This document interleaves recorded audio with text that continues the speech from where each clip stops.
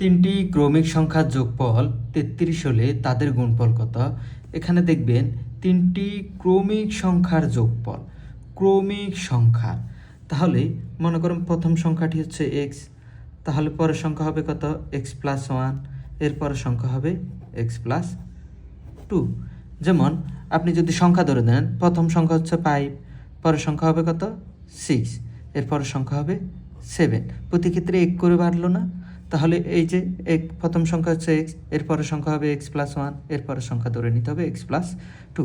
এই তিনটি সংখ্যার যোগফল হচ্ছে 33। তাহলে আমরা কি করতে পারি? তিনটে সংখ্যা যোগ করে নিই। X plus one plus x plus two সমান 33। একটা এক্স, একটা এক্স, একটা এক্স, 3x প্লাস 1 আর এই 2 যোগ করলে 3 সমান 33। তাহলে 3x রাখলাম, এই 3কে আমরা ডান পাশে 33 থেকে বিয়োগ দিলে কত থাকে? 30 হয়। তাহলে এখানে x রেখে দিলেন, 3 দিয়ে 30কে ভাগ করলে কত পাবো আমরা? 10। এই যে আমরা x এর মান 10 পেলাম, তার মানে x এর মান হচ্ছে 10।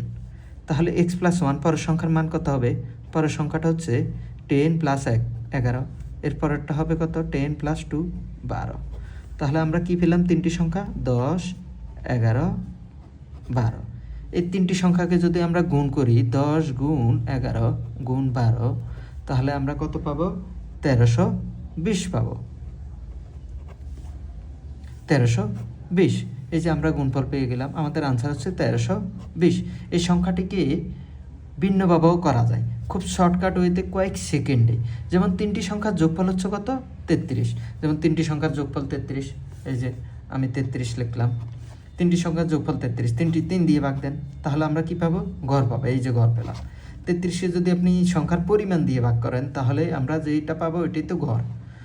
অনেকগুলো সংখ্যার যোগফলকে ওই সংখ্যাগুলোর মোট সংখ্যা দিয়ে ভাগ করলে, সংখ্যার পরিমাণ দিয়ে ভাগ করলে, তাহলে আমরা গড় পাবো।